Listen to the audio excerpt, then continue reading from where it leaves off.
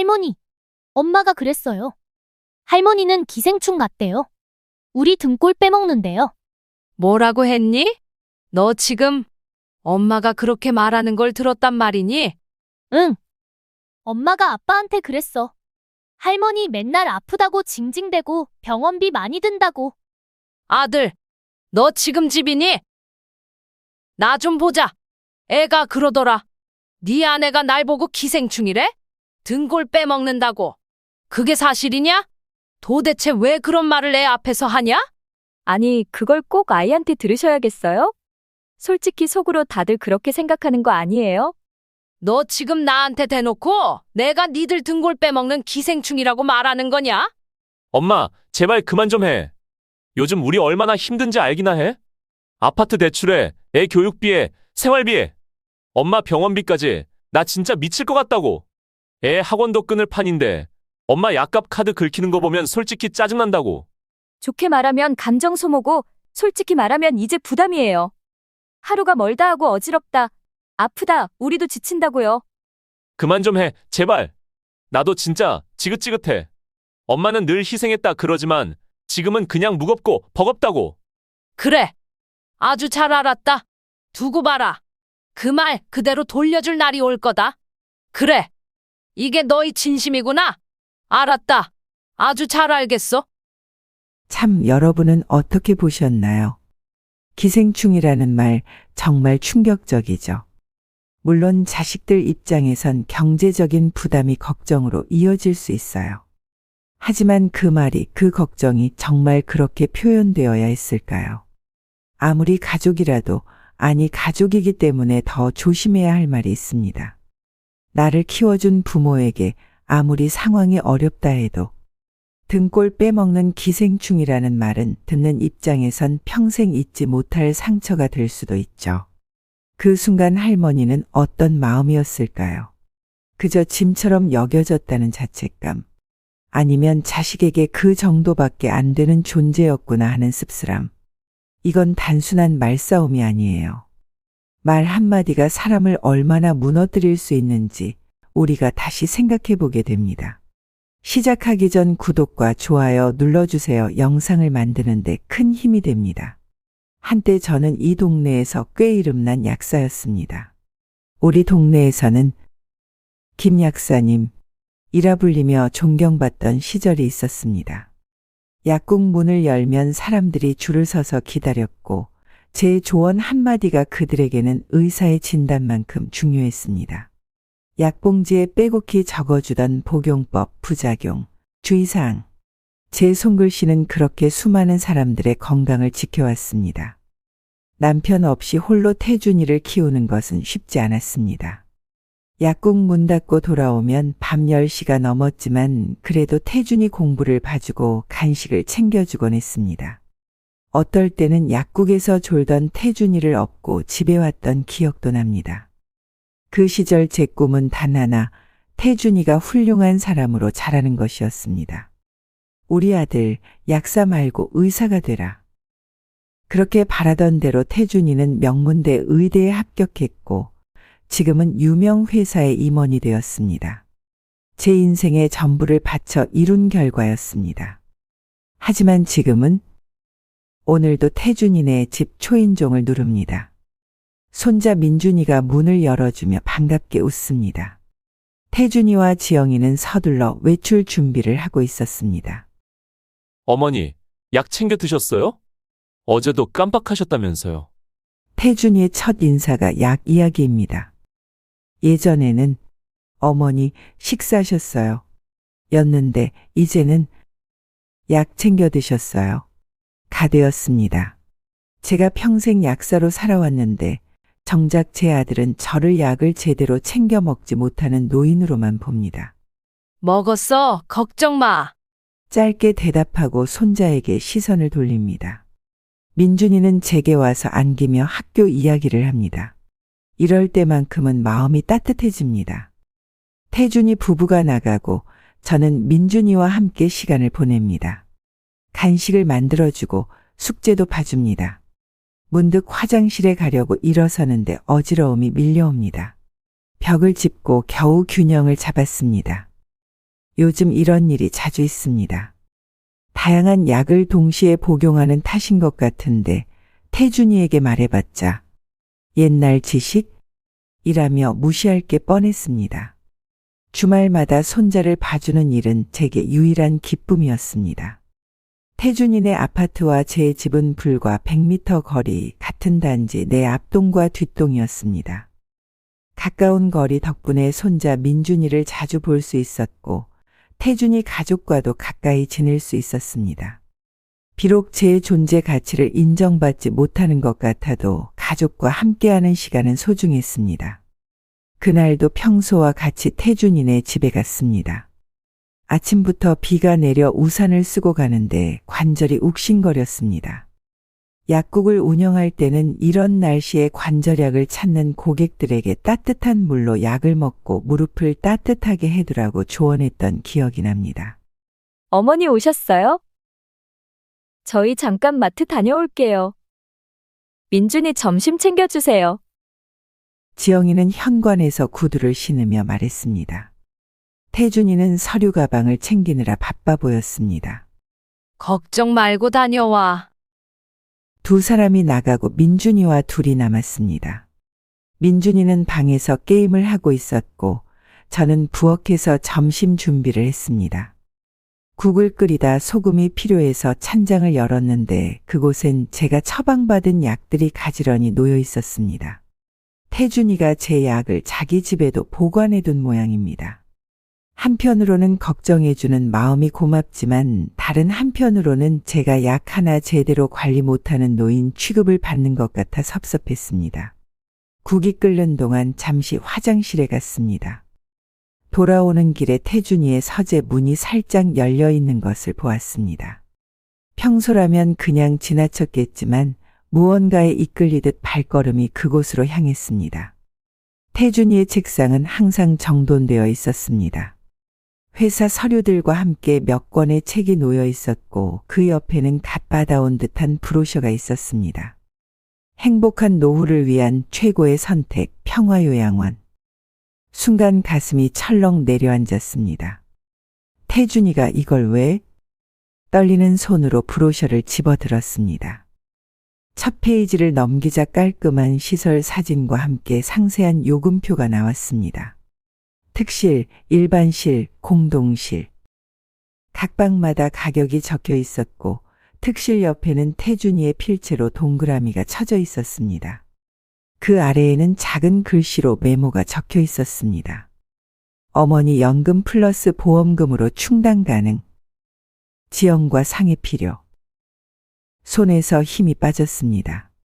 브로셔가 바닥에 떨어지는 소리에 깜짝 놀라주어 제자리에 놓았습니다. 다리가 후들거려 잠시 그 자리에 주저앉았습니다. 태준이는 저를 요양원에 보내려고 계획하고 있었습니다. 제가 평생 모은 돈으로 제 의사도 묻지 않고 부엌에서 국이 끓어넘치는 소리가 들렸습니다. 급히 달려가 불을 껐지만 이미 가스레인지 주변은 엉망이 되어 있었습니다. 떨리는 손으로 엎질러진 국물을 닦아내는데 눈물이 함께 떨어졌습니다. 할머니, 왜 울어요? 뒤에서 민준이의 목소리가 들렸습니다. 얼른 눈물을 훔치고 돌아봤습니다. 아니야. 할머니 국물이 튀어서 눈이 아픈 거야. 그날 밤 집으로 돌아와 창가에 서서 태준이네 집 불빛을 바라봤습니다. 가슴 속에 깊은 상처가 생긴 것 같았습니다. 평생 태준이를 위해 살았는데 그 아들은 저를 짐처럼 여기고 있었습니다. 침대에 누워 천장을 바라보며 생각했습니다. 태준이가 어릴 적 아팠을 때 밤새 간호하던 기억, 대학 합격 소식에 함께 기뻐하던 순간, 결혼식 날 자랑스럽게 지켜보던 마음. 그 모든 순간들이 주마등처럼 스쳐 지나갔습니다. 면리로 재진료 예약일이 되었습니다. 태준이가 저를 차에 태우고 대학병원으로 향했습니다. 오늘은 정형외과, 내과, 신경과 세 군데를 돌아야 했습니다. 차 안에서 태준이는 회사 전화를 받느라 바빴고 저는 창밖으로 스쳐 지나가는 풍경을 바라보며 생각에 잠겼습니다. 약국 문 앞에 줄을 서던 환자들, 처방전을 들고 와서 상담을 요청하던 고객들, 그 시절엔 제 말 한마디가 그들에게 희망이었습니다. 제가 약물 간 상호작용을 체크하고 조정해 줄 때마다 고객들은 감사의 인사를 건넸습니다. 김 약사님 덕분에 살았어요. 어머니 도착했어요. 내과부터 가볼까요? 병원에 도착해 내과 진료를 받았습니다. 의사는 혈압 수치를 보고 약을 추가로 처방해 주었습니다. 다음은 정형외과. 의사는 제 무릎 상태를 확인하고 진통제를 추가했습니다. 마지막으로 신경과에서는 수면제와 뇌혈류 개선제를 처방받았습니다.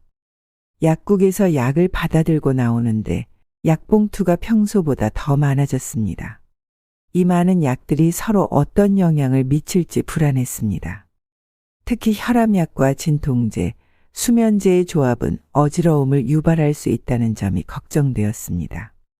태준아, 이 약들 너무 많은 것 같아. 내가 약사로서 약물 상호작용이 걱정돼. 차 안에서 조심스럽게 말을 꺼냈습니다. 태준이는 핸들을 잡은 채 한숨을 쉬었습니다. 어머니, 의사 선생님들이 다 알고 처방해 주시는 거예요. 옛날 생각에 빠져 있지 마세요. 그 말에 가슴이 아팠습니다. 평생 쌓아온 전문성을 옛날 생각이라고 일축해버리다니요. 태준아, 약물 간 상호작용은 중요한 문제야. 특히 내 나이에는. 말을 끝맺기도 전에 태준이가 말을 잘랐습니다. 어머니, 지금은 의학이 많이 발전했어요. 그냥 처방대로만 드시면 되는 거예요. 일일이 따지지 마시고. 집에 돌아와 약봉투들을 정리하면서 제 마음은 복잡했습니다. 아들의 무시하는 태도도 서운했지만 더 큰 문제는 제 건강이었습니다. 이 많은 약들을 함께 복용하면 어떤 부작용이 생길지 걱정되었습니다. 전문 지식과 경험이 무시당하는 현실이 서글펐습니다. 저녁에 태준이에게 다시 한번 전화를 걸었습니다. 태준아, 진통제와 수면제를 같이 먹으면 어지러움이 심해질 수 있어. 복용 시간을 조절하는 게 좋을 것 같은데. 어머니, 또 그 얘기세요? 요즘 약들은 예전보다 부작용이 훨씬 적어요. 그냥 드시라는 대로 드세요. 전화가 끊긴 후 제 손에는 약봉투들이 들려 있었습니다. 주말이 되었습니다. 토요일 아침, 민준이가 혼자 제 집에 놀러 왔습니다. 태준이는 골프 약속이 있다며 민준이를 데려다 주고 서둘러 나갔습니다. 지영이는 친구들과 쇼핑을 간다고 했답니다. 할머니, 오늘은 뭐해요? 민준이가 들어오자마자 물었습니다.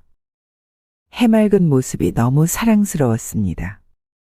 민준이만큼은 제게 항상 순수한 기쁨을 주었습니다.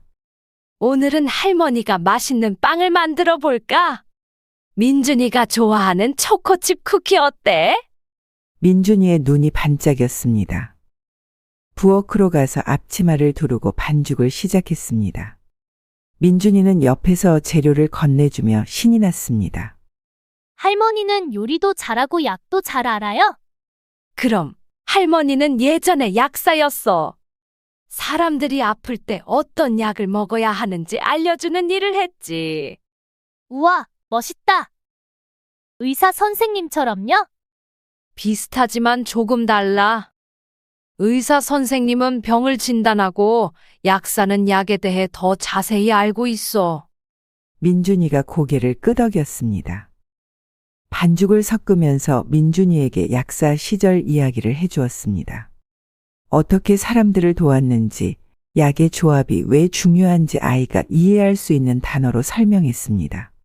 쿠키를 오븐에 넣고 타이머를 맞춘 후 거실로 가서 민준이와 게임을 했습니다. 아이의 웃음소리가 집안을 채우는 것이 행복했습니다. 태준이가 어렸을 때도 이렇게 함께 놀았던 기억이 떠올랐습니다. 할머니, 아빠가 엄마한테 할머니는 계속 아파서 골치 아프다고 했어요. 게임 중간에 민준이가 갑자기 말했습니다. 그 말에 제 손이 멈칫했습니다. 아이는 아무 생각 없이 그저 들은 대로 말한 것뿐인데 그 한마디가 제 가슴을 후벼 팠습니다. 언제 그런 말을 했니? 목소리를 안정시키려 애쓰며 물었습니다. 어제요. 아빠가 전화로 이야기했어요. 어머니는 계속 아파서 약값도 많이 들고 골치 아프다고 했어요. 할머니 많이 아파요?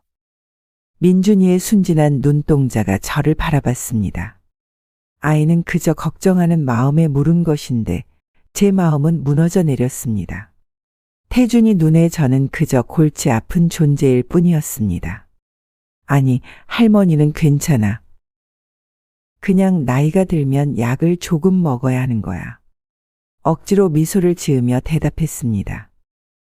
민준이는 금세 다른 이야기로 넘어갔지만 제 마음속에는 깊은 상처가 남았습니다. 쿠키가 다 구워졌다는 타이머 소리에 부엌으로 갔습니다. 오븐 문을 열자 초코칩 쿠키 향기가 퍼졌습니다. 금색으로 바삭하게 구워진 쿠키를 꺼내며 문득 태준이가 어렸을 적 제가 만들어준 쿠키를 좋아했던 기억이 떠올랐습니다. 와, 정말 맛있어 보여요. 할머니 최고? 민준이가 좋아하는 모습을 보니 마음이 조금 누그러졌습니다. 하지만 아들의 말이 계속 귓가에 맴돌았습니다. 골치 아프다. 그 말이 제 가슴에 박혔습니다. 우유와 함께 쿠키를 먹으며 민준이와 이야기를 나눴습니다. 아이의 학교 이야기, 친구들 이야기를 들으며 웃었지만 속마음은 복잡했습니다. 할머니, 아빠가 할머니 약값이 너무 비싸다고도 했어요. 약이 정말 비싸요? 또다시 민준이의 순진한 질문에 가슴이 쿵 내려앉았습니다. 태준이가 제 약값을 두고 불평했다니. 제가 평생 모아온 돈으로 약을 사는데도 그것이 부담이라니요. 약은 어른들이 건강을 위해 먹는 거야. 할머니가 약국에서 일할 때는 다른 사람들 약값을 줄여주려고 많이 노력했는데. 말끝을 흐렸습니다. 민준이는 제 복잡한 감정을 알 리 없었습니다. 그저 할머니와 즐거운 시간을 보내고 있을 뿐이었습니다. 점심을 먹고 나서 민준이와 함께 앨범을 보았습니다. 태준이가 어렸을 때 사진들, 제가 약국에서 일하던 모습이 담긴 사진들. 그 시절엔 제 직업에 자부심이 있었고 태준이도 그런 저를 자랑스러워했습니다. 이게 아빠예요? 너무 작아요. 민준이가 태준이의 어린 시절 사진을 보며 웃었습니다. 그 사진 속에서 태준이는 제가 만든 과학 실험 키트로 놀고 있었습니다. 그때 태준이는 우리 엄마는 과학자처럼 약에 대해 다 알아. 라고 자랑했었는데 저녁이 되어 태준이가 민준이를 데리러 왔습니다. 민준이는 남은 쿠키를 싸들고 아빠와 함께 돌아갔습니다.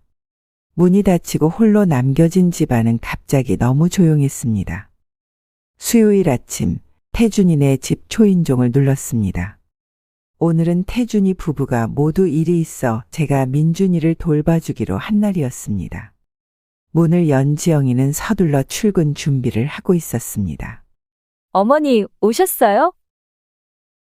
죄송해요. 오늘 중요한 회의가 있어서. 민준이 학교 갔다 오면 점심 좀 챙겨주세요. 지영이는 거울 앞에서 머리를 정리하며 말했습니다. 태준이는 주방에서 커피를 마시고 있었습니다. 어머니, 오늘 민준이 방과 후 수업이 4시에 끝나요. 데리러 가실 수 있죠? 태준이가 서류 가방을 챙기며 물었습니다.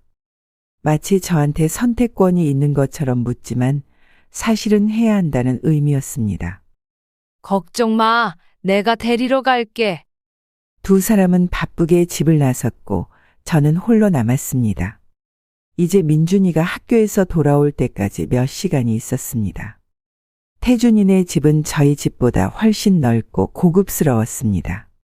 거실 소파에 앉아 잠시 쉬다가 부엌으로 가서 민준이 점심 준비를 시작했습니다. 냉장고를 열어보니 재료들이 가지런히 정리되어 있었습니다. 지영이는 살림을 참 잘하는 며느리감이었습니다. 김치찌개를 끓이고 밑반찬을 준비하며 생각에 잠겼습니다. 약국을 운영할 때는 이렇게 요리할 시간이 많지 않았습니다. 아침 일찍 문을 열고 밤늦게 닫는 생활이었으니까요. 그래도 태준이 학교 갔다 오면 늘 따뜻한 밥을 해주려고 노력했었습니다. 부엌 정리를 마치고 거실로 나왔을 때 문득 태준이의 서재가 눈에 들어왔습니다. 문이 살짝 열려 있었습니다. 궁금함에 들어가 보았습니다. 책상 위에는 서류들이 가지런히 정리되어 있었고 벽에는 태준이의 학위증과 상장들이 걸려 있었습니다. 그때 눈에 띈 것은 책상 한쪽에 놓인 가계부였습니다. 넘겨볼 생각은 없었지만 제 이름이 적힌 페이지가 보였습니다. 어머니 병원비라는 항목 아래 금액이 적혀 있었고 옆에는 빨간 동그라미가 쳐져 있었습니다. 마음이 무거워졌습니다. 제가 태준이에게 경제적 부담이 되고 있다는 사실을 직접 목격한 순간이었습니다. 다시 거실로 나와 소파에 앉았습니다. TV를 켰지만 무슨 프로그램이 나오는지도 모르게 멍하니 화면만 바라봤습니다. 2시간 후 민준이를 학교에서 데려왔습니다. 아이는 오늘 있었던 일들을 신나게 이야기했고 함께 준비해둔 점심을 먹었습니다. 할머니, 이거 정말 맛있어요.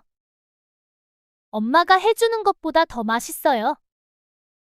민준이의 말에 웃음이 나왔습니다. 아이의 해맑은 모습에 마음이 조금 가벼워졌습니다. 점심을 먹고 설거지를 마친 후 민준이는 방과 후 수업 준비물을 챙겼습니다. 제가 학교까지 데려다 주기로 했습니다. 민준이를 학교에 데려다 주고 돌아와 보니 집이 너무 조용했습니다. 소파에 앉아 잠시 눈을 붙이려는데 현관문 소리가 들렸습니다. 태준이와 지영이가 예상보다 일찍 돌아온 것 같았습니다. 두 사람의 목소리가 현관에서 들렸습니다. 오늘 어머니 카드값 왔어. 이번에도 만만치 않네. 태준이의 목소리였습니다.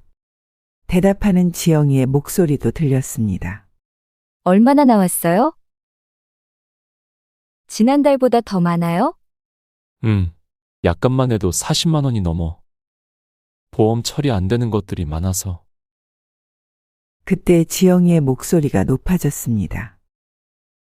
당신 어머님 약값이 우리 가족 여행비보다 비싸다니까. 민준이 캠프비도 내야 하고 학원비도 오르고. 이러다 여름 휴가는 포기해야 할 것 같아요. 그 말을 듣는 순간 숨이 멎는 것 같았습니다. 눈물이 차올랐지만 필사적으로 참았습니다. 두 사람이 거실로 들어오기 전에 얼른 화장실로 몸을 숨겼습니다. 문을 닫고 거울 속 제 모습을 바라봤습니다. 얼굴이 하얗게 질려 있었습니다. 화장실에서 나와 태준이 부부를 마주쳤습니다. 두 사람은 제가 그들의 대화를 들었다는 사실을 모르는 듯 했습니다. 어머니, 언제 오셨어요? 저희가 일찍 끝나서 왔어요. 태준이가 말했습니다. 마치 아무 일도 없었던 것처럼 평소와 같은 목소리였습니다. 민준이 학교에 데려다 주고 왔어. 방과 후 수업이 4시에 끝난대. 최대한 담담하게 대답했습니다. 제 목소리가 떨리지 않기를 바랐습니다. 아, 네. 제가 데리러 갈게요.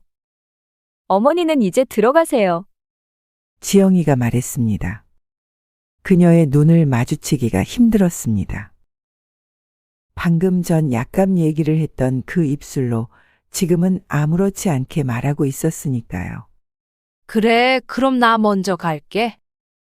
서둘러 인사를 하고 나왔습니다. 집으로 걸어가는 길 다리가 무거웠습니다. 마음은 더 무거웠습니다. 집에 도착해서 약봉투들을 꺼내 보았습니다. 정말 이 많은 약들이 필요한 걸까요? 40만 원이라. 태준이 가족의 여행비라. 일요일 아침 태준이네 가족이 제 집에 왔습니다. 한 달에 한 번은 함께 식사하는 가족 모임이었습니다. 전날부터 준비한 음식들을 차렸습니다. 갈비찜, 잡채, 전 몇 가지와 여러 반찬들. 예전에 태준이가 좋아하던 메뉴였습니다. 와, 할머니가 엄청 많이 준비했네. 민준이가 식탁을 보고 좋아했습니다. 지영이는 부엌에 들어와 도와주려 했지만 이미 다 준비해 놓았습니다. 어머니, 요리 많이 하시면 무릎 안 좋으신데. 저희 그냥 외식해도 됐는데. 지영이가 말했습니다. 친절한 말투였지만 어딘가 부담스러워하는 기색이 느껴졌습니다. 괜찮아. 가끔은 이렇게 같이 먹는 게 좋지. 태준이는 거실에서 신문을 보고 있었습니다. 예전에는 제가 요리하는 동안 주방에 와서 이것저것 맛을 보곤 했는데 이제는 그런 모습을 보기 힘들었습니다. 밥 먹자. 식탁에 둘러앉아 식사를 시작했습니다. 민준이는 잡채를 맛있게 먹으며 학교 이야기를 했고 지영이는 직장에서 있었던 일을 이야기했습니다. 태준이는 주로 듣기만 했습니다. 식사가 끝나갈 무렵 약 먹을 시간이 되었습니다. 식탁 위에 놓아둔 약봉투를 열려는데 태준이가 말했습니다. 어머니, 약은 밥 다 먹고 나서 드세요. 알고 있어. 식후 약이니까. 약을 꺼내는데 태준이가 또 말했습니다. 그거 지금 안 드셔도 돼요. 나중에 드셔도 상관없어요. 그 말에 고개를 들었습니다. 약사로서 제가 알고 있는 상식과 너무 다른 말이었습니다. 태준아, 이 약은 식후 30분 이내에 먹어야 해. 그냥 언제든 먹으면 안 돼. 어머니, 그냥 언제든 드셔도 돼요. 요즘 약들은 다 개선됐잖아요. 태준이의 말에 잠시 생각해 보았습니다. 약학도 발전하고 있으니 어쩌면 제가 모르는 새로운 지식이 있을지도 모릅니다. 하지만 식후 약의 기본 원리는 변하지 않을 텐데요. 그래도 한번 설명해 보기로 했습니다. 식후 약은 반드시 식사 직후에 먹어야 효과가 있어. 특히 이 소화제와 당뇨약은 음식물과 함께 흡수되어야 하고 고지혈증 약은 식사 후 일정 시간 내에 복용해야 효과가 가장 좋아. 전문적인 설명을 했지만 태준이는 별 관심이 없어 보였습니다. 오히려 지영이가 말을 받았습니다. 어머니, 그런 거 다 옛날 얘기예요. 요새는 약이 많이 좋아져서 그렇게 신경 쓸 필요 없어요. 저희 어머니도 약 시간 안 지키셔도 의사 선생님이 괜찮다고 하셨대요. 지영이의 말을 듣고 잠시 생각했습니다. 아마도 태준이와 지영이가 맞을 수도 있겠다는 생각이 들었습니다. 제가 약국에서 일할 때보다 약 개발 기술이 많이 발전했을 테니까요. 게다가 그들은 인터넷으로 최신 정보도 쉽게 접할 수 있을 것입니다. 그래? 의사 선생님이 그렇게 말씀하셨구나. 그럼 참고해 볼게. 제 생각을 바꿔보기로 했습니다. 아무래도 현직에서 물러난 지 오래되어 최신 정보를 모르고 있었던 걸지도 모릅니다. 딱히 더 논쟁하고 싶지는 않았습니다. 어머니, 괜찮으시면 나중에 드셔도 되고, 지금 드시고 싶으시면 지금 드세요. 편하신 대로 하세요. 태준이의 말에 고개를 끄덕였습니다. 결국 약을 먹기로 했고 식사는 화기애애하게 이어졌습니다. 식사 후 태준이네 가족이 돌아간 뒤 거실에 앉아 생각에 잠겼습니다. 어쩌면 제가 고집을 부리고 있었는지도 모르겠다는 생각이 들었습니다. 세상은 빠르게 변하고 있고 약학도 발전하고 있으니까요. 소파에 앉아 휴대폰을 들고 인터넷 검색을 해봤습니다. 최신 약물 복용법, 식후 약 복용 시간 등을 찾아보았습니다. 검색 결과를 보니 일부 약들은 정말로 복용 시간이 예전보다 유연해진 것 같았습니다. 새로운 코팅 기술이나 서방정 형태로 개발되어 흡수 시간을 조절할 수 있게 된 약들도 있었습니다. 역시 시대가 변했구나. 자식들 말이 맞을 수도 있겠다는 생각에 조금 마음이 누그러졌습니다. 하지만 그래도 제 경험과 지식을 완전히 무시하는 태도는 서운했습니다. 존중받으면서도 새로운 지식을 받아들일 수 있는 균형이 필요하다고 느꼈습니다. 다음 날 아침 태준이에게 전화를 걸었습니다. 태준아, 어제 약 이야기 때문에 내가 좀 고집을 부렸던 것 같아. 인터넷으로 찾아보니 정말 약이 많이 발전했더구나. 네, 어머니. 그러니까 너무 걱정하지 마세요. 의사 선생님 처방대로만 하시면 돼요. 그래도 내가 약사로 살아온 경험이 있으니 기본적인 약 복용법은 지키는 게 좋을 것 같아. 서로 존중하면서 배워가는 게 좋겠지? 네, 어머님 말씀이 맞아요. 통화를 마치고 약봉투들을 정리했습니다.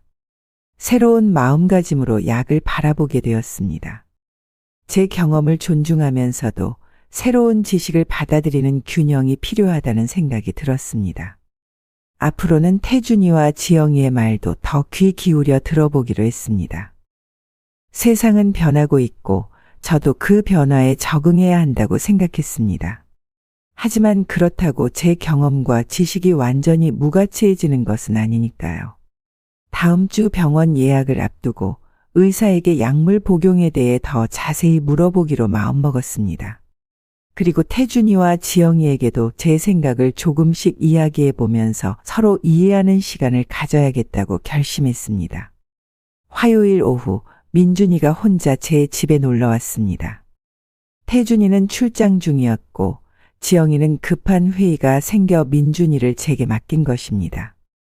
방과 후 아이를 학교에서 데려와 간식을 챙겨주었습니다. 할머니, 오늘은 뭐해요? 민준이가 우유를 마시며 물었습니다. 해맑은 얼굴이 너무 사랑스러웠습니다. 민준이가 하고 싶은 거 있어? 레고 블록으로 우주선 만들어요. 아이의 제안에 웃으며 고개를 끄덕였습니다. 거실 바닥에 레고 상자를 펼치고 함께 앉았습니다. 민준이는 능숙하게 블록들을 조립하기 시작했고 저는 옆에서 도와주었습니다. 할머니, 우주선이 완성되면 우주 여행 갈 거예요. 할머니도 같이 가요. 민준이의 상상력이 풍부한 이야기에 웃음이 나왔습니다. 함께 우주 여행을 떠나는 상상을 하며 즐거운 시간을 보냈습니다. 잠시 후 주방에서 과일을 깎아 들고 왔습니다. 민준이에게 사과 조각을 건네주니 맛있게 먹었습니다. 할머니, 지난번에 엄마 친구 이모가 우리 집에 왔었어요. 민준이가 문득 말했습니다. 무심코 듣고 있는데 다음 말에 귀가 번쩍 뜨였습니다. 할머니, 엄마가 친구 이모한테 할머니 때문에 가족 여행도 못 가요라고 했어. 그 말을 듣는 순간 가슴이 찌르르했습니다. 민준이는 아무 생각 없이 들은 대로 말한 것뿐이지만 그 한마디가 뼈아프게 마음에 남았습니다. 그래? 엄마가 왜 그렇게 말했어? 최대한 평범한 목소리로 물었습니다. 민준이는 아무것도 모른 채 레고 블록을 조립하며 대답했습니다. 엄마가 할머니 약값 때문에 제주도 여행 취소했어요라고 했어요. 이모가 그렇게 비싸요? 라고 했는데 엄마는 돈 잡아먹는 기생충이라고 했어요. 돈 잡아먹는 기생충. 그 표현이 가슴에 박혔습니다. 제가 지영이 눈에는 그저 경제적 부담으로만 보였나 봅니다. 마음이 무너져 내렸습니다. 할머니, 이거 어떻게 붙여요? 민준이의 질문에 정신을 차렸습니다. 레고 블록을 도와주며 미소를 지었지만 마음속은 복잡했습니다. 민준이가 놀다 지쳐 소파에서 낮잠을 자는 동안 베란다에 나가 바깥 풍경을 바라봤습니다. 아파트 단지의 나무들이 바람에 흔들리고 있었습니다. 문득 제 모습이 그 나무들처럼 외롭게 느껴졌습니다. 기생충. 그게 제 존재의 전부일까요? 이제는 기생충으로 축소된 현실이 서글펐습니다. 다시 거실로 들어와 민준이를 바라봤습니다. 평화롭게 자고 있는 아이의 모습에 마음이 조금 풀렸습니다. 적어도 민준이에게는 여전히 할머니로 존재하고 있었습니다. 저녁이 되어 지영이가 민준이를 데리러 왔습니다.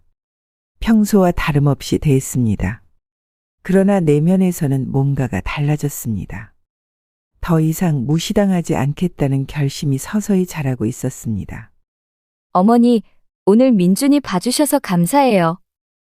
갑자기 중요한 회의가 생겨서. 괜찮아. 민준이랑 즐거운 시간 보냈어. 지영이는 민준이 손을 잡고 돌아갔습니다. 문이 닫히자 미소가 사라졌습니다. 의자에 앉아 생각에 잠겼습니다. 이대로는 안 되겠다는 마음이 들었습니다. 다음 날 아침, 오래된 친구 미경에게 전화를 걸었습니다. 미경은 저와 같은 약사 출신으로 현재는 노인복지관에서 일하고 있었습니다. 미경아, 나 서연이야. 요즘 어떻게 지내? 서연아, 오랜만이네. 나야 뭐 늘 그렇지. 복지관에서 일하는 게 생각보다 재밌어. 너는? 난 요즘 좀 생각이 많아. 내 삶의 변화가 필요할 것 같아. 어떤 변화? 무슨 일 있어? 전화기 너머로 미경의 걱정스러운 목소리가 들렸습니다. 잠시 망설이다 마음을 열기로 했습니다. 사실 요즘 태준이네 때문에 마음이 좀 힘들어. 내가 그저 부담스러운 존재가 된 것 같아.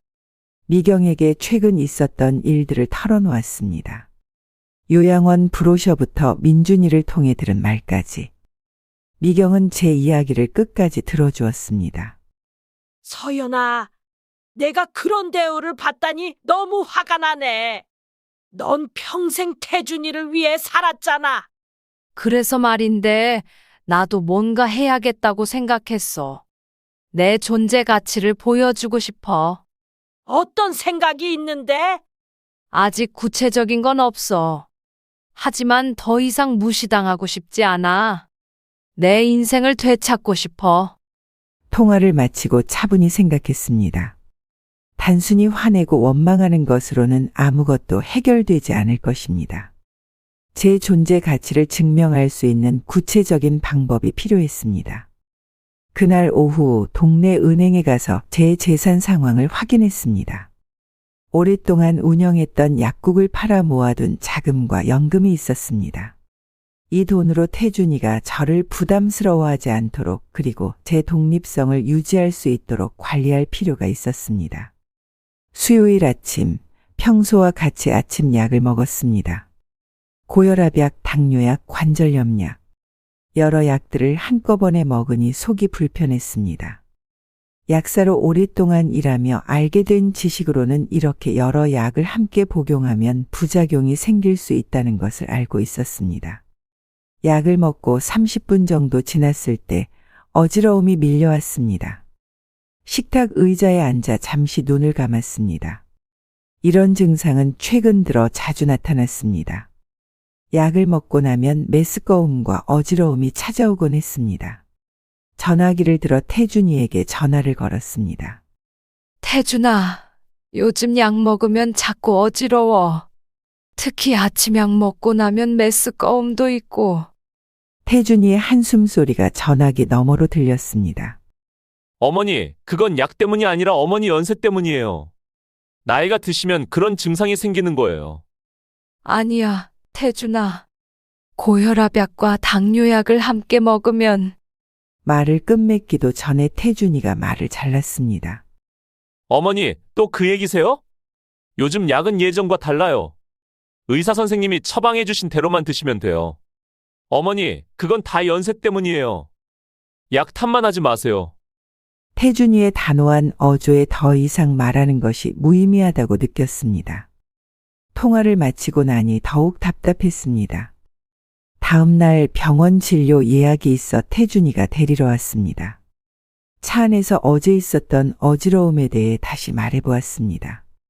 태준아, 어제 말했던 어지러운 말이야. 내가 약사로 일할 때 이런 증상을 호소하는 환자들이 많았어.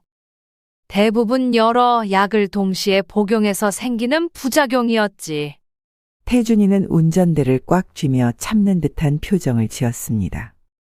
어머니, 정말 약 때문이 아니에요. 어머니 연세가 있으시니까 가끔 어지러운 거예요. 저희 장인어른도 가끔 그러시대요. 내 나이 또래 사람들 중에 어지럽지 않은 사람도 많아. 그리고 내 경우는 확실히 약 먹고 나서 증상이 나타나. 어머니, 태준이는 더 이상 말하지 않았습니다. 병원에 도착해서도 의사에게 제 증상을 설명하려 했지만 태준이가 끼어들었습니다. 어머니가 요즘 연세 때문에 가끔 어지럽다고 하세요. 특별한 문제는 없죠? 의사는 간단한 검사 후 큰 문제가 없다고 했습니다. 제가 약물 상호작용에 대해 말하려 했지만 태준이가 먼저 대답했습니다. 어머니가 예전에 약 사셨거든요. 그래서 약에 대해 좀 예민하세요. 집으로 돌아오는 길, 태준이는 다른 이야기를 하며 분위기를 바꾸려 했습니다. 하지만 제 마음은 여전히 무거웠습니다. 토요일 오후 태준이네 집으로 향했습니다. 주말마다 민준이를 봐주는 것이 제 소소한 기쁨이었습니다. 태준이 부부는 동창회에 참석한다고 했습니다. 아파트 단지를 지나 태준이네 집에 도착했습니다. 태준이는 이미 옷을 차려입고 있었고 지영이는 화장대 앞에서 준비 중이었습니다. 어머니, 오셨어요? 민준이는 방에서 놀고 있어요. 저희는 7시쯤 돌아올게요. 태준이가 말했습니다. 민준이 방으로 가보니 레고 블록을 가지고 놀고 있었습니다. 할머니, 와주셨네요. 같이 우주선 만들어요. 민준이의 반가운 목소리에 하루의 피로가 풀리는 듯 했습니다. 함께 레고를 조립하며 즐거운 시간을 보냈습니다. 저녁 즈음 민준이가 배고프다고 했습니다. 태준이네 집은 복층 구조라 주방이 1층에 있었습니다. 민준이에게 잠시 기다리라고 하고 계단을 내려가기 시작했습니다. 오늘따라 어지러움이 심했습니다. 아침에 먹은 약들의 복합 작용이 아직도 남아있는 것 같았습니다. 천천히 계단을 내려가는데 갑자기 발이 미끄러졌습니다. 중심을 잃고 계단 아래로 굴러떨어졌습니다. 다행히 계단 중간에서 멈출 수 있었지만 엉덩이와 허리에 심한 통증이 밀려왔습니다. 할머니, 괜찮아요? 민준이가 계단 위에서 놀란 표정으로 소리쳤습니다. 일어나려 했지만 너무 아팠습니다. 민준아, 엄마 아빠한테 전화해 줄래? 민준이가 달려가 전화를 걸었고 잠시 후 태준이와 지영이가 서둘러 돌아왔습니다. 어머니, 괜찮으세요? 어디 다치셨어요? 태준이가 걱정스러운 표정으로 다가왔습니다. 지영이는 계단 아래서 저를 바라보며 한숨을 쉬었습니다. 어머님, 항상 조심하신다면서요? 그 말투에 가슴이 철렁했습니다. 마치 제가 일부러 넘어진 것처럼 들렸습니다. 약 먹고 어지러워서 발이 미끄러졌어. 태준이가 제 팔을 잡아 일으켜 주었습니다. 엉덩이와 허리의 통증이 심했지만 다행히 뼈는 부러지지 않은 것 같았습니다. 병원에 가봐야 할 것 같아. 너무 아파. 제 말에 태준이는 눈을 굴리며 피식 웃었습니다. 어머니, 또 관심 끌려고 그러세요? 그 말에 순간 숨이 멎는 것 같았습니다. 제가 고통 속에 있는데 그것을 관심 끌기로 치부하다니요. 눈물이 차올랐습니다. 아니야. 정말 아파. 계단에서 넘어졌잖아. 태준이는 팔짱을 끼고 거실로 향했습니다. 지영이는 부엌으로 가면서 말했습니다. 저녁 준비해야 해요. 민준이도 배고프다고 했어요. 그 모습을 지켜보던 민준이가 소리쳤습니다. 아빠, 할머니 정말 아파 보여요. 민준이의 말에 태준이는 당황한 듯 어색하게 웃으며 민준이의 머리를 쓰다듬었습니다. 할머니는 괜찮으실 거야. 그냥 조금 다치신 거야. 민준이는 믿지 않는 표정으로 제게 다가와 손을 잡아주었습니다. 할머니, 많이 아파요? 순수한 걱정이 담긴 민준이의 말에 더 이상 눈물을 참을 수 없었습니다. 괜찮다고 말하려 했지만 흐르는 눈물이 제 감정을 배신했습니다. 태준이와 지영이는 저를 거들떠보지도 않은 채 각자 일을 했습니다.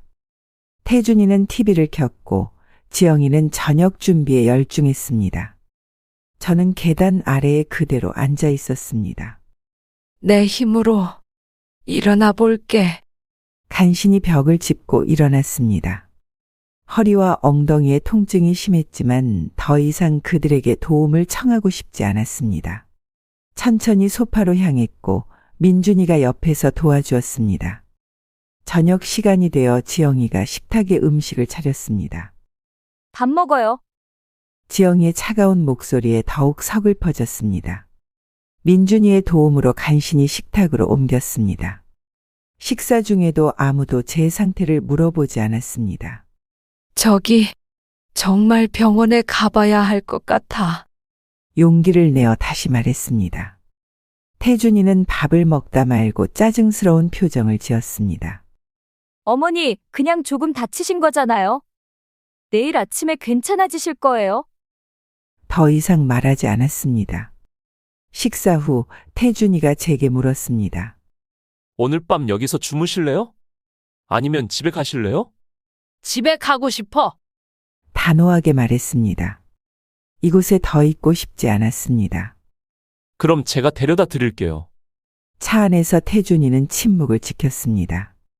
제 아파트 앞에 도착해서야 말을 꺼냈습니다. 어머니, 정말 많이 아프세요? 그냥 조금만 쉬시면 괜찮아질 것 같은데. 너는 신경 쓰지 마. 집으로 들어와 혼자 침대에 누웠습니다. 누구에게도 의지할 수 없다는 생각에 눈물이 흘렀습니다. 그동안 태준이가 저를 챙긴다고 생각했는데 그것은 진심이 아니었다는 것을 깨달았습니다. 다음 날 아침 혼자 택시를 타고 병원으로 향했습니다. 엑스레이 결과 미세한 골절이 있다는 진단을 받았습니다. 의사는 조심해야 한다며 약을 처방해 주었습니다. 혼자 오셨나요? 가족분이 없으세요? 의사의 질문에 쓸쓸하게 웃었습니다. 네, 혼자 왔어요.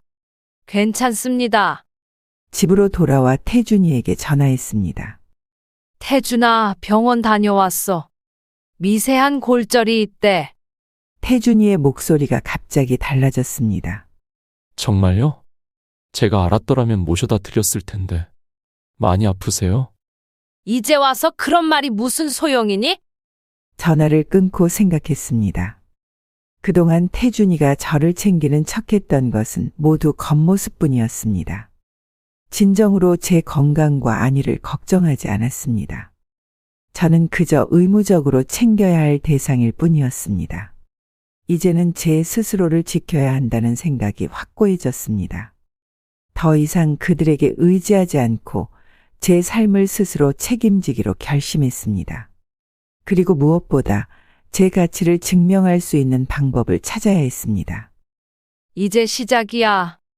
작은 목소리로 중얼거리며 앞으로의 계획을 생각하기 시작했습니다. 이것은 단순한 복수가 아닌 제 존재 가치를 되찾기 위한 여정의 시작이었습니다. 월요일 아침, 일찍 일어나 거울을 보니 얼굴에 결의가 서려 있었습니다. 계단에서 넘어진 후 미세골절로 진단받았지만 더 아픈 것은 몸이 아닌 마음이었습니다. 태준이와 지영이가 보여준 냉담한 태도는 제 존재 가치에 대한 깊은 회의를 불러일으켰습니다. 이제는 스스로를 지켜야 할 때야. 옷장에서 오랜만에 정장을 꺼내 입었습니다. 약사였을 때 중요한 미팅이 있을 때마다 입던 네이비색 정장이었습니다. 약간 헐렁해졌지만 그래도 단정해 보였습니다. 돌아가신 남편과 함께 찍은 사진을 잠시 바라봤습니다. 여보, 이제는 내 힘으로 살아갈 거예요. 태준이에게 더 이상 의지하지 않을 거예요.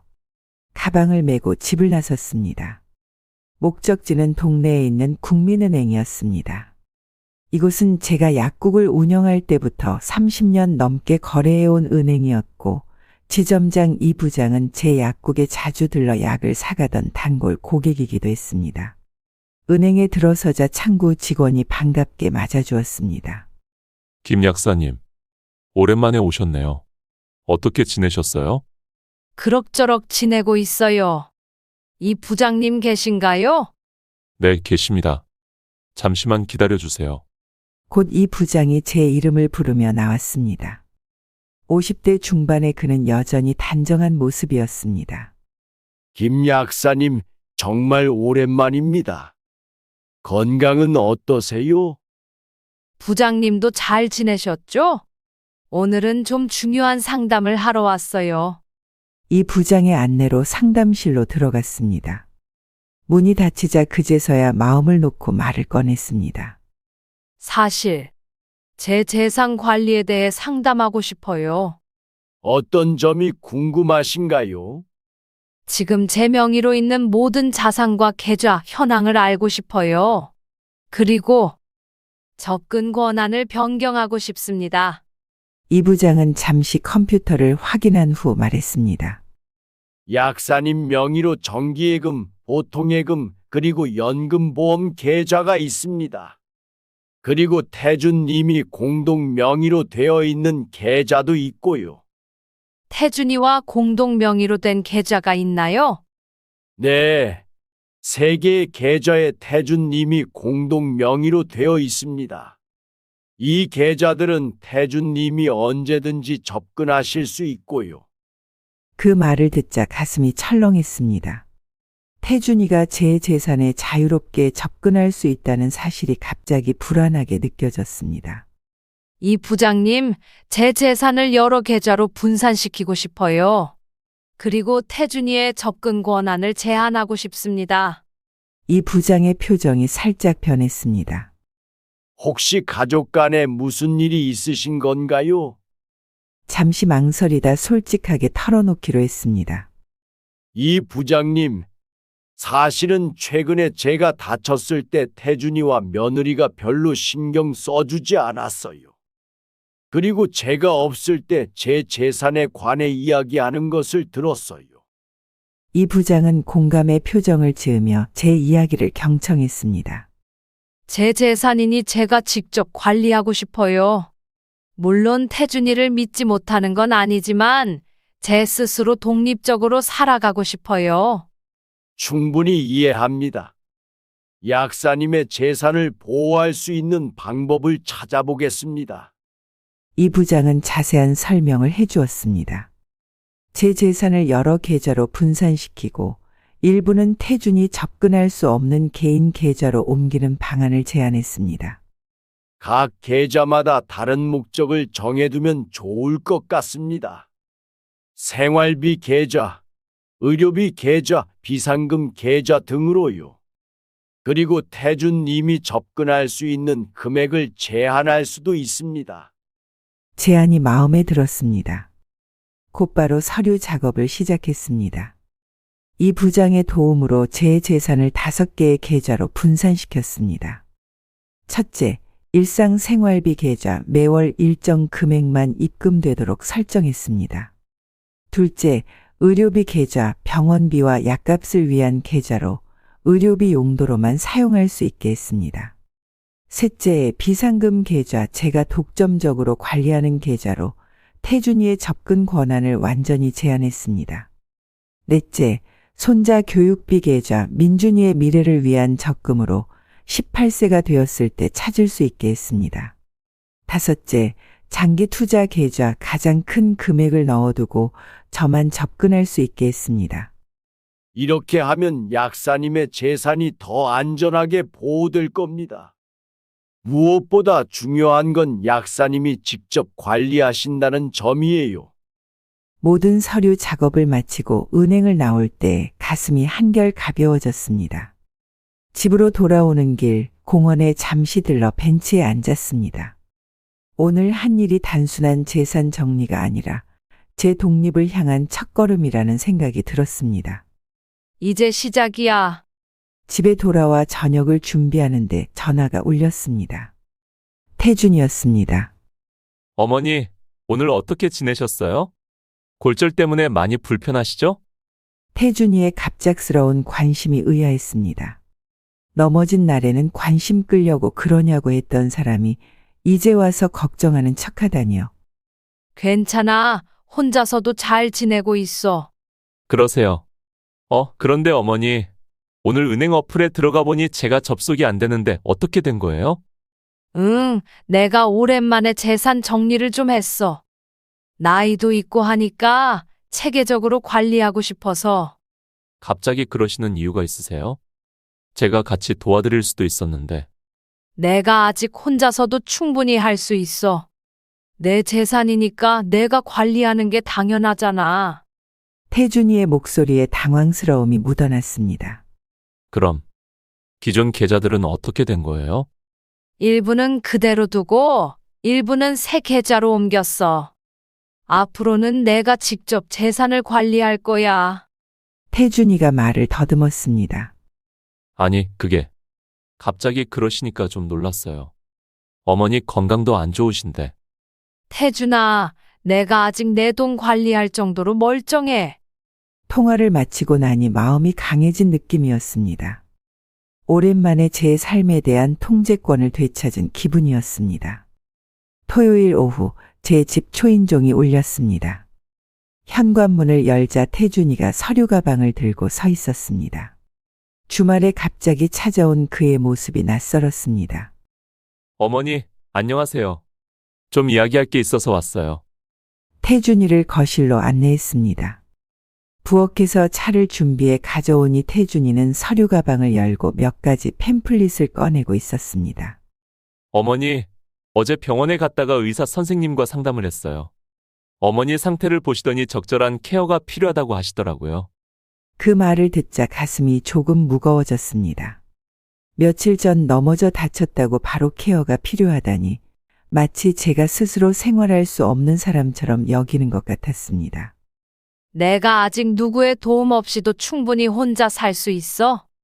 태준이는 제 말은 듣지 않은 듯 테이블 위에 몇 가지 팸플릿을 펼쳤습니다. 그것은 다름 아닌 요양원 브로셔였습니다. 화려한 시설 사진과 함께 행복한 노후를 위한 최고의 선택이라는 문구가 눈에 띄었습니다. 여기 평화요양원이라고 정말 시설이 좋더라고요. 24시간 의료진이 상주하고 문화 프로그램도 다양하고. 태준이의 말을 들으며 차를 마시던 손이 떨렸습니다. 전에 태준이 서재에서 본 그 브로셔와 같은 것이었습니다. 그때는 그냥 알아보는 중이라고 생각했는데 이제는 직접 제게 가져와 보여주다니. 태준아, 내가 요양원에 가고 싶다고 한 적 있니? 제 차분한 질문에 태준이는 잠시 당황한 듯 했습니다. 아니요. 하지만 어머니 건강을 생각해서 혼자 계시면 위험할 것 같아서요. 그럼 내 의사는 중요하지 않은 거니? 태준이는 말을 더듬었습니다. 아니, 물론 중요하죠. 하지만 어머니가 혼자 사시면서 자꾸 넘어지시고 약도 제대로 못 챙겨 드시고. 내가 언제 약을 제대로 못 챙겨 먹었니? 태준이는 핑계를 대듯 말했습니다. 하여튼 요양원에 계시면 안전하게 관리받으실 수 있어요. 비용 문제는 제가 알아봤는데. 태준이가 계산기를 꺼내려는 순간 제가 손을 들어 그를 멈추게 했습니다. 내 돈으로 요양원에 가라고? 그 돈은 이미 다른 계획이 있어. 태준이의 표정이 굳었습니다. 다른 계획이요? 어떤? 최근에 내 재산 관리를 다시 정리했어. 그때 말하지 않았니? 네, 듣긴 했는데. 이제 내 돈은 내가 직접 관리할 거야. 일부는 민준이 대학 학자금으로 적금 들었고, 일부는 내 노후 생활비로 따로 보관했어. 요양원에 쓸 돈은 없어. 태준이의 얼굴이 창백해졌습니다. 그는 분명 제 재산으로 요양원비를 충당할 계획이었던 것 같았습니다. 어머니, 갑자기 그러시면 곤란해요. 요양원은 어머니 건강을 위한 거고. 내 건강은 내가 알아서 챙길게. 그리고 내 돈을 어떻게 쓸지도 내가 결정할 거야. 태준이는 당황한 기색이 역력했습니다. 그의 계획이 갑자기 틀어진 것 같았습니다. 하지만 어머니, 혹시 뭐 필요하신 게 있으세요? 제가 도와드릴게요. 갑자기 태도가 달라진 태준이가 낯설었습니다. 전에는 제가 도움을 청할 때도 귀찮아했는데 이제는 적극적으로 도움을 주겠다고 나서는 모습이 의아했습니다. 별로 필요한 건 없어. 내가 잘 살고 있으니까 걱정 말고. 태준이는 한동안 아무 말도 하지 못했습니다. 그러더니 갑자기 다른 이야기를 꺼냈습니다. 어머니, 실은 우리 집 대출이 좀 있어서요. 며느리가 가게를 시작하려고 하는데 자금이 좀 필요하거든요. 그제서야 태준이의 갑작스러운 방문 이유가 명확해졌습니다. 요양원 브로셔를 핑계로 제 재산에 접근하려 했던 것입니다. 태준아, 솔직히 말해봐. 내 재산으로 너희 대출금을 갚으려고 했던 거니? 태준이는 말을 더듬었습니다. 아니, 그게 어머니가 요양원에 가시면 어머니 집도 비니까 그걸 활용해서. 말을 끝맺지 못하고 태준이는 고개를 숙였습니다. 가슴이 아팠습니다. 제 아들이 이런 생각을 하고 있었다니. 태준아, 난 아직 건강해. 요양원에 갈 생각도 없고 내 집을 팔 생각도 없어. 그리고 내 재산은 내가 원하는 대로 쓸 거야. 태준이의 표정이 어두워졌습니다. 그는 더 이상 요양원 이야기를 하지 않았고 대신 민준이 이야기로 화제를 돌렸습니다. 민준이가 할머니 보고 싶어요. 내일 데려다 드릴까요? 그래, 민준이는 언제든 환영이야. 태준이는 곧 자리에서 일어났습니다. 현관문까지 배웅하는데 그의 뒷모습이 왠지 축 처진 것 같았습니다. 분명 제 재산에 대한 계획이 틀어져 당황한 모양이었습니다. 문이 닫히고 혼자 남자 깊은 한숨이 나왔습니다. 이런 상황이 올 줄은 몰랐습니다. 제가 평생 모은 재산으로 제 의사와 상관없이 요양원에 보내려 했다니. 그것도 집을 팔아 대출금을 갚으려는 계획이었다니. 저녁 식사를 준비하는데 전화가 울렸습니다. 며느리였습니다. 어머님, 오늘 태준 씨가 찾아갔다면서요? 응, 다녀갔어. 혹시 요양원 이야기는 어떻게 되셨어요? 며느리의 목소리에 초조함이 묻어났습니다. 아마도 태준이에게 상황을 전해 들었을 테지만 직접 확인하고 싶었던 모양입니다. 난 요양원에 갈 생각 없어. 내 돈으로 내가 원하는 대로 살 거니까 걱정 마. 며느리는 잠시 침묵했다가 말했습니다. 어머님, 저희가 어머님 건강을 생각해서 그런 건데. 내 건강을 진심으로 걱정했다면 내가 계단에서 넘어졌을 때 그렇게 무시하지 않았겠지. 날카로운 제 말에 며느리는 더 이상 말을 잇지 못했습니다. 그리고 내 집이나 재산을 노리지 마. 다 내가 원하는 곳에 써야지. 며느리가 당황하며 말했습니다. 어머님, 저희가 어떻게 그런 오해하신 것 같은데? 오해가 아니야. 태준이가 다 말했어.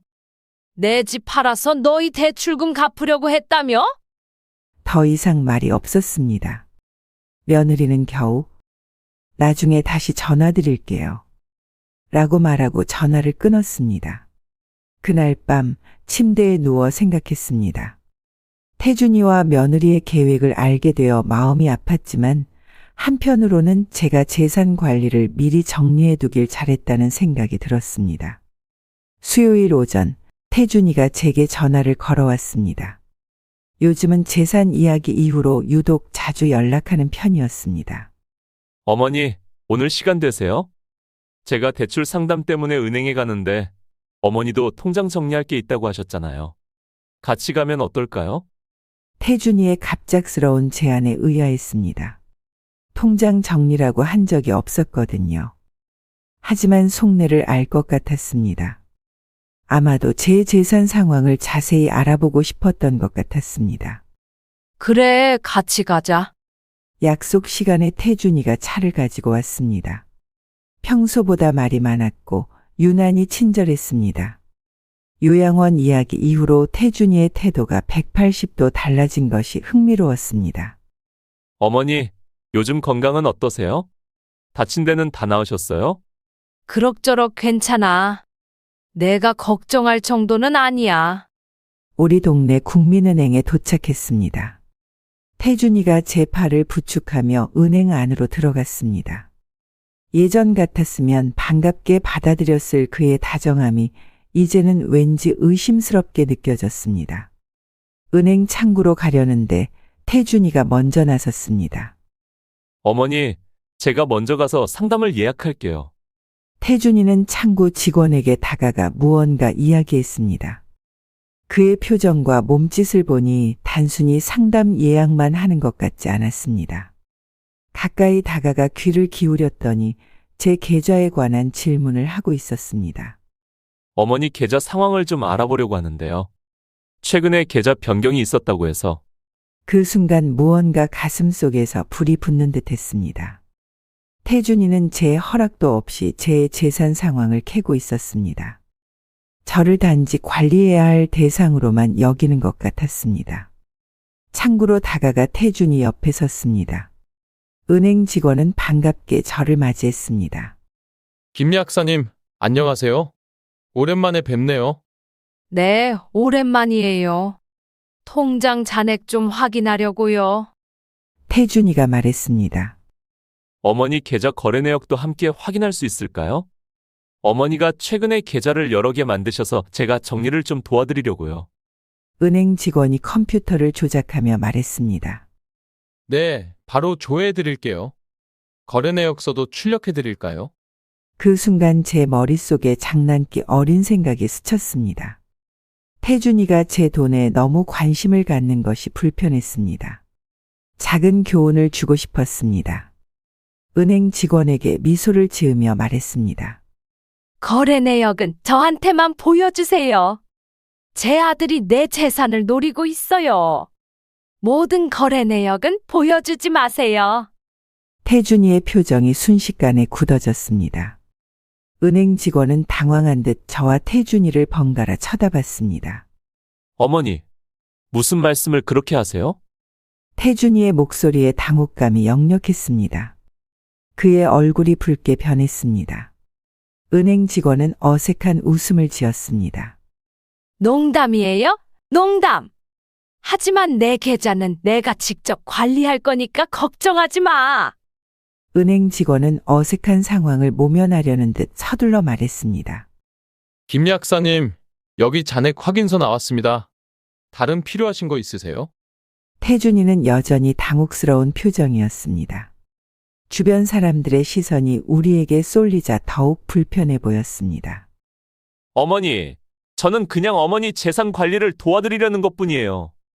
알아, 태준아. 하지만 내 돈은 내가 직접 관리할 수 있어. 앞으로는 내 허락 없이 내 계좌에 관해 묻지 말아줘. 태준이는 더 이상 말을 잇지 못했습니다. 은행 업무를 마치고 나올 때까지 그의 표정은 어두웠습니다. 차에 타고 돌아오는 길, 침묵이 계속되었습니다. 한참 후에야 태준이가 입을 열었습니다. 어머니, 아까는 정말 제가 어머니 재산을 노린다고 생각하세요? 그의 목소리에는 상처받은 기색이 묻어났습니다. 잠시 그를 바라봤습니다. 제 아들이지만 요즘 그의 진심을 읽기가 어려웠습니다. 태준아, 솔직히 말해봐. 내가 은행에서 계좌를 정리한 후로 내가 갑자기 나한테 더 관심을 갖게 된 것 같은데 이유가 뭐니? 태준이는 운전대를 꽉 쥐며 말했습니다. 어머니가 갑자기 그런 행동을 하시니까 걱정됐어요. 혹시 누가 어머니를 이용하려는 건 아닌지. 내가 누구한테 이용당할 만큼 판단력이 흐려 보이니? 태준이는 대답하지 못했습니다. 집 앞에 도착해서야 그가 다시 말을 꺼냈습니다. 어머니, 제가 요양원 이야기로 섭섭하게 해드렸다면 사과드려요. 하지만 저는 진심으로 어머니를 걱정하는 마음뿐이에요. 그의 말이 진심인지 아닌지 판단하기 어려웠습니다. 하지만 오늘 은행에서의 작은 사건이 태준이에게 경각심을 일으켰다면 그것으로 충분했습니다. 알았어. 하지만 앞으로는 내 의사를 먼저 물어봐줬으면 해. 내가 아직 정신이 온전하니까. 차에서 내리며 태준이에게 웃어주었습니다. 비록 작은 복수였지만 이제 태준이는 제 재산에 함부로 손을 대지 못할 것입니다. 집에 들어와 거실 소파에 앉았습니다. 오늘 있었던 일을 곰곰이 생각해보니 웃음이 났습니다. 은행에서 태준이의 당혹스러운 표정이 떠올랐습니다. 아마도 처음으로 저를 관리해야 할 대상이 아닌 독립적인 한 사람으로 보기 시작했을 것입니다. 저녁에 며느리에게서 전화가 왔습니다. 어머님, 오늘 태준 씨랑 은행에 다녀오셨다면서요? 며느리의 목소리에서 불안감이 느껴졌습니다. 아마도 태준이가 오늘 있었던 일을 말했나 봅니다. 응, 다녀왔어. 왜? 아니, 태준 씨가 좀 속상해 하더라고요. 어머님이 오해하시는 것 같아서. 오해가 아니라 사실이잖아. 너희가 내 재산에 관심이 많은 것 같은데 앞으로는 직접 물어봐. 내가 도울 수 있는 건 돕고 싶으니까. 며느리는 말을 더듬었습니다. 저희가 어떻게? 그런 건 아니고. 괜찮아. 나도 내 아들, 며느리가 어려울 때 돕고 싶어. 하지만 그건 내 결정이어야 해. 다음 날 아침, 문득 복지관에서 일하는 친구 미경이가 생각났습니다. 그녀가 제게 약사 경력을 살릴 수 있는 봉사활동을 제안했었습니다. 이제 그 제안을 받아들일 때가 온 것 같았습니다. 태준이와 며느리에게 제 가치를 증명하는 일, 그것은 재산만이 아닌 제 전문성으로도 가능할 테니까요. 전화기를 들고 미경이의 번호를 눌렀습니다. 이제 본격적으로 제 인생의 새로운 장을 열어갈 시간이었습니다. 그리고 이 변화가 태준이 가족에게 어떤 영향을 미칠지 그것은 앞으로 지켜봐야 할 일이었습니다. 일요일 아침, 평소보다 일찍 일어나 단정하게 차려입었습니다. 오래된 서랍장에서 약사 면허증과 관련 서류들을 꺼내 가방에 넣었습니다. 거울 앞에서 머리를 정돈하며 스스로에게 미소를 지었습니다. 오랜만에 느껴보는 설렘이었습니다. 복지관 친구 미경이와의 통화 이후 제 인생의 작은 변화가 시작되었습니다. 미경이는 복지관에서 노인들을 위한 약물 관리 교실을 열자고 제안했고 저는 기꺼이 받아들였습니다. 하지만 태준이에게는 이 사실을 알리지 않기로 했습니다. 제 능력으로 무언가를 시작하고 그 결과를 보여주고 싶었습니다. 아파트 단지를 나서며 깊은 숨을 들이마셨습니다. 가을 공기가 상쾌했습니다. 단지 내 경로당으로 향하는 길, 마음이 가벼웠습니다. 40년 가까이 약사로 일했던 제 경험이 다시 빛을 발할 수 있다는 생각에 가슴이 뛰었습니다. 경로당에 도착하자 미경이가 반갑게 맞아주었습니다. 서연아, 드디어 왔구나. 다들 너 올 거라고 하니까 기대하고 있었어. 미경이의 안내로 경로당 큰 방으로 들어갔습니다. 20명 가까운 어르신들이 앉아 계셨습니다. 대부분 제 또래이거나 조금 더 연세가 있으신 분들이었습니다. 여러분, 오늘 특별한 분을 모셨습니다. 김서연 선생님은 40년 가까이 약사로 일하셨고 오늘부터 우리 경로당에서 약물 관리 상담을 해주실 겁니다. 미경이의 소개에 어르신들의 박수가 이어졌습니다. 낯설면서도 익숙한 상황이었습니다. 예전에 약국에서 상담할 때의 기억이 떠올랐습니다. 안녕하세요. 김서연입니다. 오랫동안 약사로 일했고 이제 은퇴했지만 제 지식이 여러분께 도움이 될 수 있다면 기쁠 것 같습니다. 간단한 인사를 마치고 준비해온 자료를 나눠드렸습니다. 노인들이 흔히 복용하는 약물의 종류와 주의사항, 약물 간 상호작용 등을 쉽게 정리한 내용이었습니다. 오늘은 먼저 여러분이 드시는 약에 대해 이야기해 볼까요? 여러 병원에서 처방받은 약을 함께 드시는 분들이 많으실 텐데 이런 경우 주의해야 할 점이 있습니다. 1시간 동안 약물 복용에 관한 기본 강의를 했습니다. 그리고 나서 개인 상담 시간을 가졌습니다. 어르신들이 한 분씩 약봉투를 들고 와서 질문했습니다. 김 약사님, 이 약이랑 저 약을 같이 먹어도 될까요? 이 약을 먹으면 어지러운데 어떻게 해야 할까요? 여러 병원에서 비슷한 약을 받은 것 같은데 중복 복용이 걱정돼요. 하나하나 답변하면서 오랜만에 약사로서의 자부심을 느꼈습니다. 제 설명에 귀 기울이는 어르신들의 표정에서 신뢰를 읽을 수 있었습니다. 특히 인상 깊었던 건 박 할머니의 사례였습니다. 그분은 5가지 다른 약을 복용하고 있었는데 2가지 약이 비슷한 성분이라 중복 복용의 위험이 있었습니다. 박 할머니, 이 두 약은 비슷한 성분이에요.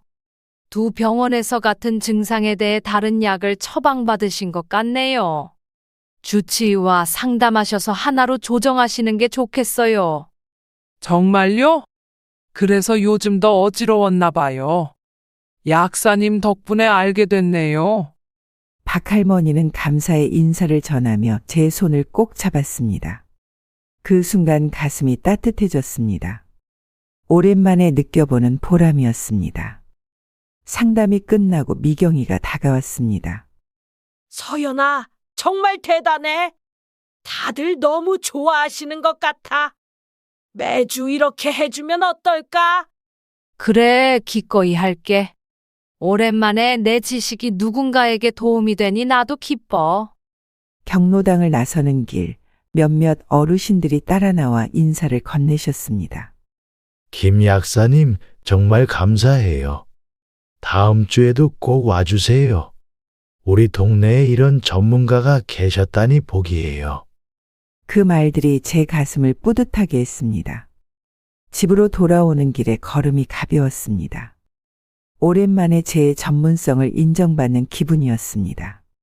이후 매주 일요일마다 경로당에서 약물 상담을 진행했습니다. 참여하는 어르신들의 수가 점점 늘어났고 소문을 듣고 다른 단지에서 오시는 분들도 생겼습니다. 상담 내용도 점차 확대되어 건강관리, 영양제 복용법, 처방전 읽는 방법 등으로 다양해졌습니다. 한 달 정도 지났을 때 미경이가 제안했습니다. 서연아, 이제 단지 경로당뿐만 아니라 구립복지관에서도 강의를 해보면 어떨까? 더 많은 분들에게 도움을 줄 수 있을 것 같아. 미경이의 제안에 기꺼이 응했습니다. 구립복지관은 규모가 더 크고 더 공식적인 자리였습니다. 준비를 많이 해야 했지만 그만큼 보람도 클 것이라 생각했습니다. 복지관 강의 첫날 긴장됐지만 자신감도 있었습니다. 10명 가까운 어르신들 앞에서 노인 약물 관리의 중요성이라는 주제로 강의를 했습니다. 제 경험과 지식을 총동원해 준비한 강의였습니다. 강의가 끝난 후 많은 분들이 박수를 보내주셨고 개인적인 질문도 이어졌습니다. 특히 인상적이었던 건 한 할아버지의 말씀이었습니다. 김 약사님, 오늘 강의 덕분에 제가 왜 자꾸 어지러웠는지 알게 됐어요. 약 먹는 순서가 중요한 줄 몰랐거든요. 정말 감사합니다. 그날 저녁 집에 돌아와 일기를 썼습니다. 오늘은 정말 보람찬 하루였다. 내 지식이 누군가에게 도움이 된다는 것, 이보다 더 행복한 일이 있을까? 이제 다시 시작이다. 약사로서, 한 사람으로서. 활동을 시작한 지 2달쯤 되었을 때 놀라운 일이 있었습니다. 복지관에서 강의를 마치고 나오는데 낯익은 얼굴이 보였습니다. 바로 지영이의 어머니였습니다. 어머, 김 약사님. 여기서 뵐 줄은 몰랐어요. 당황스러웠지만 침착하게 인사를 나눴습니다. 안녕하세요. 어머니도 이 복지관을 이용하시나요? 네, 가끔 와요. 오늘 우연히 김 약사님 강의가 있다고 해서 들었어요. 정말 훌륭하셨어요. 며느리랑 아들은 알고 있어요? 아니요, 아직 말하지 않았어요. 조용히 시작한 일이라. 아이고, 이렇게 좋은 일을 하고 계신데 왜 말씀 안 하셨어요? 제가 꼭 며느리에게 말해줄게요. 마음이 조금 불편했지만 어차피 언젠가는 알려질 일이었습니다. 오히려 이렇게 자연스럽게 알려지는 게 나을지도 모른다는 생각이 들었습니다. 예상대로 그날 저녁 태준이에게서 전화가 왔습니다. 어머니, 복지관에서 강의하신다면서요? 왜 말씀 안 하셨어요? 태준이의 목소리에는 놀라움과 함께 의아함이 묻어났습니다. 굳이 말할 필요를 못 느꼈어. 내가 하고 싶어서 하는 일이니까. 하지만 어머니, 건강도 안 좋으신데 그런 일을 하시면 어떡해요? 내 건강은 내가 알아서 챙길게. 그리고 이 일이 오히려 나한테 활력소가 돼. 내 전문성을 살릴 수 있어서 좋아. 태준이는 더 이상 말을 잇지 못했습니다. 아마도 제가 독립적으로 이런 활동을 시작했다는 사실이 놀라웠던 모양입니다. 그래요. 어머니가 좋으시다면 좋은 일이죠. 혹시 도움이 필요하시면 말씀하세요. 다음 주 복지관 강의에는 놀랍게도 태준이가 찾아왔습니다. 강의실 맨 뒷자리에 조용히 앉아 제 강의를 듣고 있었습니다. 처음에는 당황스러웠지만 곧 평소처럼 강의를 이어갔습니다. 강의가 끝나고 참석자들이 모두 떠난 후 태준이가 다가왔습니다. 어머니, 정말 훌륭하셨어요. 이렇게 전문적인 내용을 쉽게 설명해 주시니 다들 좋아하시더라고요. 태준이의 눈에는 처음 보는 존경의 빛이 어려 있었습니다. 오랜만에 느껴보는 아들의 인정이었습니다. 고마워, 태준아.